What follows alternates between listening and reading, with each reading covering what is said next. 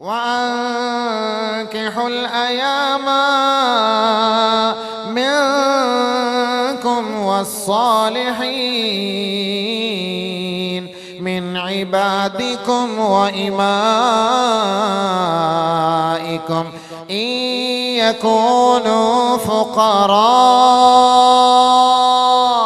يغنهم الله من فضله والله واسع عليم.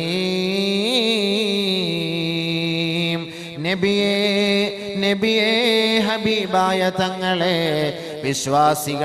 വിശ്വാസിനികളായ നല്ലവരായ സദ്വൃത്തരായ അടിമകളായ അടിമ സ്ത്രീകളായവരിൽ നിന്ന് വിവാഹത്തിന് അവരോട് നിങ്ങൾ പ്രചോദനം ചെയ്യണമേ.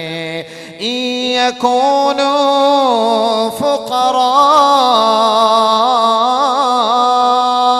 ഒരുപക്ഷെ അവർ സാധുക്കളാണെങ്കിൽ, അവർക്ക് സമ്പത്ത് കുറഞ്ഞവരാണെങ്കിൽ, യുഗ്നിഹുമുല്ലാഹു മിൻ ഫളി, അല്ലാഹുവിന്റെ മഹത്തായ ഔദാര്യത്താൽ അല്ലാഹു അവരെ സമ്പന്നനാക്കും, ധന്യതയിലെത്തിക്കും. നബിയെ, അതുകൊണ്ട് വൈവാഹിക ജീവിതത്തെ കൊണ്ട് പ്രചോദനം നൽകണമേ ഹബീബേ.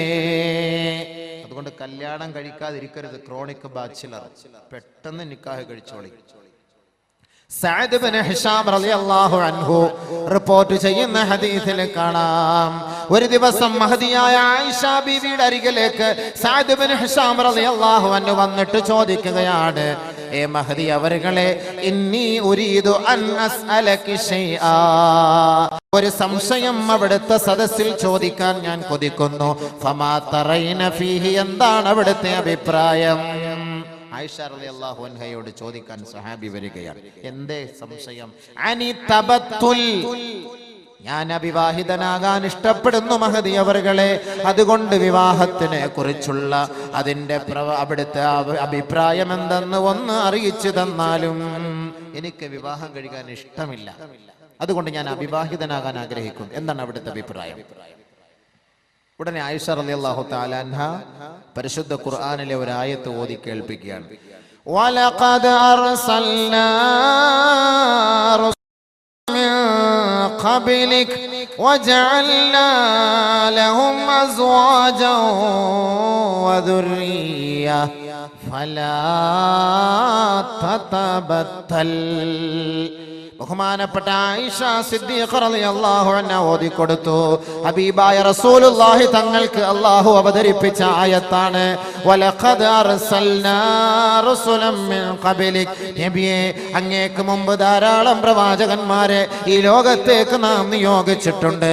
വജഅൽനാ ലഹും അസ്വാജാ, വജഅൽനാ ലഹും അസ്വാജാ, അവർക്ക് നാം ഭാര്യമാരെ നൽകി ഹബീബേ. വദുർരിയ, അവർക്ക് സന്താനങ്ങളെയും നാം നൽകി. അതുകൊണ്ട് സഅദേ ഫലാ തതബത്തൽ, നീ അവിവാഹിതനാകരുതേ, വിവാഹം കഴിക്കണേ, വിവാഹിതനാകണമേ മഹദിയായ ആയിഷ. കല്യാണം കഴിച്ചോ, വിവാഹം കഴിക്കേണ്ട സമയത്തിയാല് കല്യാണം കഴിച്ചോ, ചിന്തിക്കാൻ പാടില്ല. ഇത് ഖുർആനും ഹദീസും കൊണ്ട് സ്ഥിരപ്പെട്ട നിസ്സായ സത്യമാണിത്. ബഹുമാനമുള്ള സഹോദരങ്ങളെ, വിവാഹം കഴിക്കാൻ നമ്മൾ നിയ്യത്തെടുത്തു കഴിഞ്ഞാൽ എന്താണ് ആദ്യം ചെയ്യേണ്ട പരിപാടി എന്നറിയോ? പെണ്ണിനെ പോയി കാണണം. പെണ്ണ് കാണാതെ കല്യാണം കഴിക്കരുത്. ശ്രദ്ധിക്കേണ്ട വിഷയം തന്നെയാണ്. കല്യാണം ഫോട്ടോയിലൊന്നും കണ്ടിട്ട് പെണ്ണിന്റെ ചന്തമാണ്, അവള് നല്ല മൊഞ്ചുള്ള അടിച്ചുപൊളിയുള്ള, അതൊന്നും പറഞ്ഞിട്ട് കാര്യമില്ല. പെണ്ണ് എന്തായാലും ചിരിച്ചോണ്ടിരിക്കൂലല്ലോ ഫോട്ടോയിൽ. ചില പെണ്ണുങ്ങൾ ചിരിച്ചാലും പുഞ്ചിരിക്കുള്ളൂ, പല്ല് കാണൂല.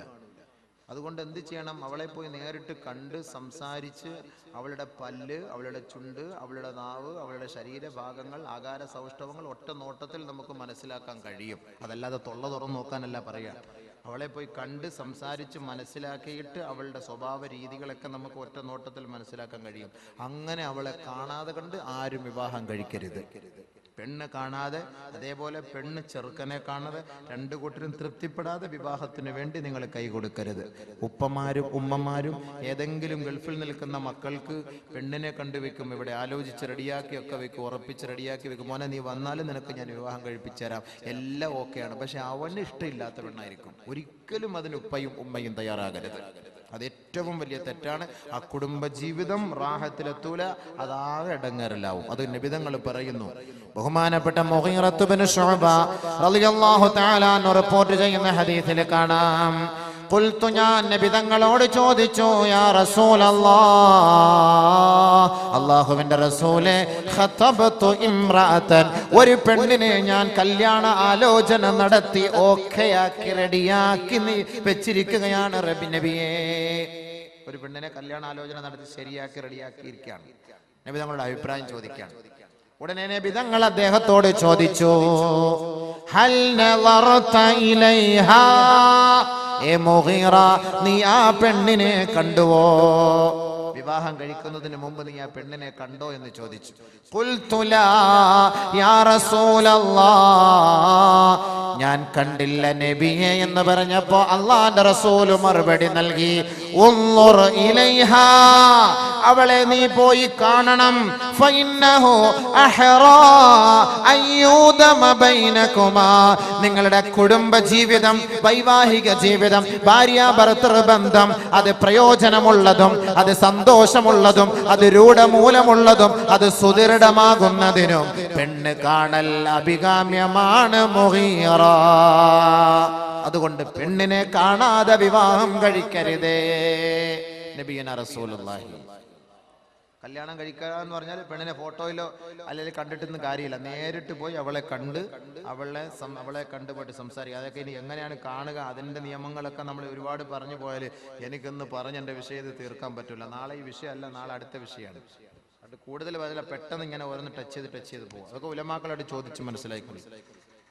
പെണ്ണിനെ കാണാൻ പോകുമ്പോൾ നാട്ടുകാരെ മുഴുവനും വിളിച്ചുകൊണ്ട് പോകേണ്ട കാര്യമില്ല. ഇന്ന് കൂട്ടുകാരെ മുഴുവനും കൂട്ടിക്കൊണ്ട് ഒരു ടാറ്റാ സുമോ പിടിക്കും, അല്ലെങ്കിൽ ഒരു ഇന്നോവ എടുക്കും, അതിലെല്ലാവരെയും കൂട്ടിക്കൊണ്ട് പോയിട്ട് പെണ്ണ് കാണുക. ആ ഒരു നിയമമല്ല ഇസ്ലാം. ആരാണ് വിവാഹം കഴിക്കുന്നത് അവൻ മാത്രം പെണ്ണിനെ കാണണം. ഒരു ഉപ്പയും ഒരു ഉമ്മയും കാട്ടിക്കൊടുക്കാനും പാടില്ല. പെണ്ണ് കല്യാണം കഴിക്കാൻ ആഗ്രഹിക്കുന്ന ആ യുവാവിനെ അല്ലാതെ മറ്റൊരു ചങ്ങാതിമാരെയും കാണിക്കരുത്. അവളോട് പോയിട്ട് നേരിട്ട് സംസാരിക്കുക, ചോദിക്കാം, നിന്റെ പേര് ചോദിക്കാം, നാളെ ചോദിക്കാം, കാര്യങ്ങൾ ചോദിക്കാം. അവളുടെ ശാരീരികമായി ആന്തരികമായി വല്ല രോഗമുണ്ടോ എന്ന് അങ്ങോട്ടും ഇങ്ങോട്ടും ചോദിക്കണം. അത് പറയണം. അത് ഒളിച്ചു വെച്ച് കല്യാണം കഴിപ്പിച്ച് കൊടുക്കരുത്. ഷുഗർ പേഷ്യന്റുകാരായിരിക്കും, അപസ്മാര രോഗിണിയായിരിക്കാം, അല്ലെങ്കിൽ ആന്തരികമായി എന്തെങ്കിലും കുഴപ്പമുള്ളവളായിരിക്കാം, കുഴപ്പമുള്ളവനായിരിക്കാം. രണ്ടു കൂട്ടരും രഹസ്യങ്ങൾ മറച്ചു വെച്ചുകൊണ്ട് കല്യാണം കഴിക്കരുത്. അങ്ങനെ കഴിച്ചാൽ ആ രഹസ്യം മണിയറയിൽ വെച്ച് പരസ്യമാകുമ്പോൾ ആ കുടുംബം പിരിഞ്ഞു താറുമാറായി പോകും. അതുകൊണ്ട് തുടക്കത്തിൽ ശ്രദ്ധിക്കേണ്ടത്, വിവാഹം കഴിക്കുന്നതിന് മുമ്പ് ഇരു കൂട്ടരും പരസ്പരം ഒരു ധാരണയിലെത്തണം. എങ്ങനെ, നിന്റെ രോഗം എന്താണ്, എൻ്റെ രോഗം എന്താണ്, എനിക്ക് പറയപ്പെട്ട രോഗങ്ങളൊന്നുമില്ല, അൽഹംദുലില്ലാഹ്, സത്യം മാത്രമേ പറയാവൂ. കാരണം സ്വർഗത്തിലേക്ക് പോകേണ്ട ഒരു കർമ്മമാണ് വൈവാഹിക ജീവിതം. മഹറുകാർ ഇതെല്ലാം ഒപ്പിച്ചു വെക്കുന്നത് എന്തിനാണ്? ചുമ്മാ എങ്ങനെങ്കിലും കുറെ പെണ്ണുങ്ങളെ തടി സലാമത്താക്കാൻ വേണ്ടി. ആ ഒരു പണിയല്ല, സ്വർഗത്തിലേക്കുള്ള ഒരു വഴിയാണ് ഇത് തുടങ്ങി വെക്കുന്നത്. അത് നിങ്ങൾ മനസ്സിലാക്കണം. സ്വർഗത്തിലേക്കുള്ള ഒരു പാതയാണിത്. പെണ്ണുങ്ങൾ പിഴച്ചു പോകാതിരിക്കാൻ വിവാഹ പ്രായമെത്തിയ പെണ്ണ്, അവൾക്കൊരു കുടുംബജീവിതം നയിക്കാനുള്ള ഒരു ത്രാണി ഉണ്ടാകാതെ വരുമ്പോൾ അവളുടെ കണ്ണുനീരൊപ്പിയെടുക്കുന്നതിന് വേണ്ടിയുള്ള ഒരു പ്രവർത്തനമാണ് മഹർ നടത്തുന്നത്. അപ്പൊ അതുകൊണ്ട് അങ്ങനെ ചെയ്ത് അവളെ സ്വർഗത്തിലേക്ക് കൈപിടിച്ചുയർത്തുക, സ്വർഗത്തിലേക്ക് പോകുന്നതിനുള്ള ഒരു വഴിയാണ്. അതുകൊണ്ട് അത് നിങ്ങൾ മനസ്സിലാക്കണം. കളിയല്ല, ചിരിയല്ല, തമാശയല്ല. അതുകൊണ്ട് തുടക്കത്തിൽ തന്നെ അവനോട് ചോദിച്ച് ഇരുകൂട്ടരെ സമ്മതിക്കണം. ഭാര്യയും ഒരു പെണ്ണും ഒരാണും കണ്ട് പരസ്പരം നല്ല നിലയിൽ ഇഷ്ടപ്പെട്ടിട്ടല്ലാതെ കണ്ട് നിങ്ങൾ കല്യാണത്തിന് മൂളരുത്, സമ്മതിക്കരുത്. നബിയുനാ റസൂലുള്ളാഹി സ്വല്ലല്ലാഹു അലൈഹി വസല്ലമ തങ്ങൾ പറയുന്നു, ഒരു പെണ്ണിനെയും നിങ്ങൾ നിർബന്ധിക്കരുത്. ലാ തുൻകഹുൽ അയ്യിമു ഹത്താ തുസ്തഅമറ വലാ തുൻകഹുൽ ബിക്റു ഹത്താ തുസ്തഅദന. വിധവയായ പെണ്ണ് അവൾ പറഞ്ഞിട്ടല്ലാതെയും, കന്യകയായ പെണ്ണ് അവളുടെ അനുവാദമില്ലാതെയും നിങ്ങൾ വിവാഹം കഴിച്ചു കൊടുക്കരുതേ. വിധവയായ പെണ്ണ്, ആ വിധവയായ പെണ്ണാണെങ്കിൽ അവളുടെ അനുവാദം കിട്ടണം. ഇങ്ങോട്ട് ഉപ്പ ചില പെണ്ണുങ്ങൾക്ക് ഭർത്താവ് മരിച്ചുപോയ വിരഹ ദുഃഖത്താൽ വിഷമിച്ച് മറ്റൊരു വിവാഹം വേണ്ട എന്ന് ആഗ്രഹിക്കുന്നവളുണ്ടാകും. അതുകൊണ്ട് നമ്മൾ അവളെ ഇടയ്ക്കിടയ്ക്ക് പോയി ഇടങ്ങേറാക്കണ്ട. അവൾ പറയും എനിക്കൊരു വിവാഹം വേണം, 1 വർഷം 2 വർഷം കഴിഞ്ഞൊരു വിവാഹം വേണമെന്ന് പറയുമ്പോൾ നിങ്ങൾ അവളെ വിവാഹം കഴിപ്പിച്ചു കൊടുക്കുക. കന്യകയായ പെണ്ണ്, വിവാഹപ്രായമെത്തിയ പെണ്ണ്, ആ പെണ്ണ് കല്യാണം കഴിപ്പിക്കാൻ ഉപ്പ തീരുമാനിച്ചാൽ അവളെ വിളിക്കണം. മോളെ, എന്റെ ഉപ്പ നിനക്കൊരു ചെറുക്കനെ നോക്കി വെച്ചിട്ടുണ്ട്, എന്താണ് നിന്റെ അഭിപ്രായം? കല്യാണം കഴിപ്പിച്ചു കൊടുക്കട്ടെ, എന്റെ അഭിപ്രായം എന്താ ചോദിക്കണം. അഭിപ്രായം ചോദിക്കാതെ, പെണ്ണിന്റെ അനുവാദമില്ലാതെ നിങ്ങൾ വാപ്പ നിർബന്ധിച്ച് വിവാഹം കഴിപ്പിച്ചു കൊടുക്കാൻ പാടില്ല. ഖാലു, സഹാബത്ത് ചോദിക്കുകയാണ്, കൈഫ ഇദ്നുഹാ യാ റസൂലല്ലാഹ്, എന്താണ് അനുവാദം നബിയെ? ഒരു കന്യകയായ പെണ്ണിനോട് വിവാഹത്തെ കുറിച്ച് ചോദിക്കുമ്പോ അവളുടെ ഭാഗത്തു നിന്നുള്ള മറുപടി എങ്ങനെയായിരിക്കുമെന്ന് അള്ളാന്റെ റസൂലിനോട് സഹാബത്ത് ചോദിച്ചപ്പോൾ അള്ളാന്റെ റസൂല് മറുപടി പറഞ്ഞു, ഒരു പിതാവ് തന്റെ മകളെ വിളിച്ചിട്ട് വിവാഹം കഴിപ്പിക്കാൻ ഞാൻ ആഗ്രഹിക്കുന്നു എന്ന് പറയുമ്പോൾ അവൾ മൗനം ദീക്ഷിച്ചാൽ അതിന്റെ അർത്ഥം സമ്മതം. മൗനം സമ്മതം, അതാണ് അതിന്റെ അർത്ഥം. നബി തങ്ങൾ പറഞ്ഞു, അതല്ല നിർബന്ധിച്ച് വിവാഹം കഴിക്കരുത്. ഹൻസ റളിയല്ലാഹു തആല അൻഹ റിപ്പോർട്ട് ചെയ്യുന്ന ഹദീസിൽ കാണാം, ഇന്ന അബാഹാ സവ്വജഹാ വഹിയ കാരിഹത്തുൻ, അവൾ ഇഷ്ടപ്പെടാത്ത ഒരു ഭർത്താവിനെ തന്റെ ഉപ്പ നിർബന്ധിച്ച് വിവാഹം കഴിപ്പിച്ചു കൊടുത്തു. അള്ളാന്റെ റസൂലിന്റെ ഹളറത്തിൽ വന്നുകൊണ്ട് അവൾ പറയുകയാണ്, യാ റസൂലല്ലാഹ്, എന്റെ ഉപ്പ എന്നെ നിർബന്ധിപ്പിച്ച് വിവാഹം കഴിപ്പിച്ചു കൊടുത്തു നബിയേ, എനിക്ക് ആ വിവാഹത്തോട് താല്പര്യമില്ല യാ റസൂലല്ലാഹ്. ഫറദ്ദഹാ റസൂലുള്ളാഹി സ്വല്ലല്ലാഹു അലൈഹി വസല്ലം, അല്ലാഹുവിന്റെ റസൂൽ ആ വിവാഹ അസാധുവാക്കി എന്ന് ഹദീസിൽ കാണാം. മറ്റൊരു റിവായത്തിൽ കാണാം, ഹൻസ റളിയല്ലാഹു തആല അൻഹ നബി തങ്ങളോട് ഈ ആവശ്യം ഉന്നയിച്ചു പറഞ്ഞപ്പോ അല്ലാഹുവിന്റെ റസൂലിന്റെ മുന്നിൽ ഹൻസ റളിയല്ലാഹു അൻഹ പറഞ്ഞു, യാ റസൂലല്ലാഹ്, ഞങ്ങൾ യുവതികളാണ്, ഞങ്ങൾക്ക് ഒരുപാട് അഭിലാഷങ്ങളും ആഗ്രഹങ്ങളുമുണ്ട്.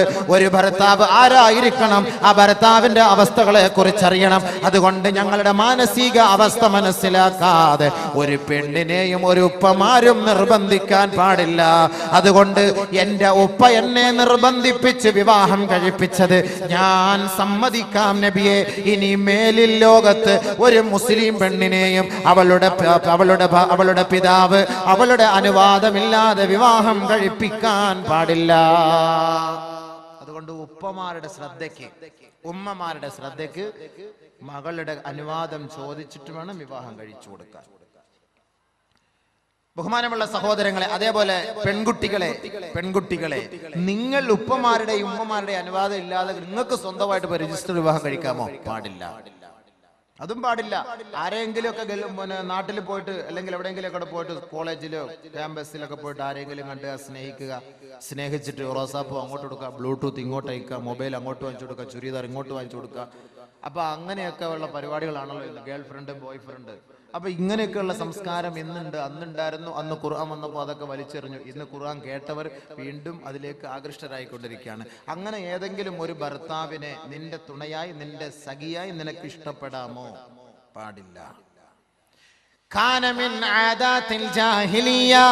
ജാഹിലിയ കാലഘട്ടങ്ങളിലെ സ്വഭാവമായിരുന്നു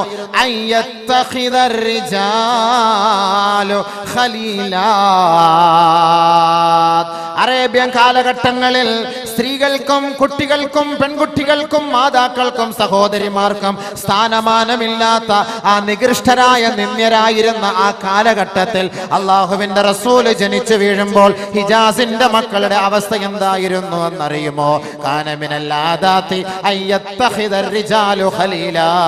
താൻ ഇഷ്ടപ്പെടുന്ന ഒരു പെണ്ണിനെ പോയി പിടിക്കുക, അവളെ തന്റെ സഖിയാക്കുക, അവളെ തന്റെ കൂട്ടുകാരിയാക്കുക, തന്റെ ശാരീരിക ഇച്ഛകൾ പൂർത്തീകരിക്കുക, അവളെ കറിവേപ്പില പോലെ വലിച്ചെറിയുക. അതേപോലെ തന്നെ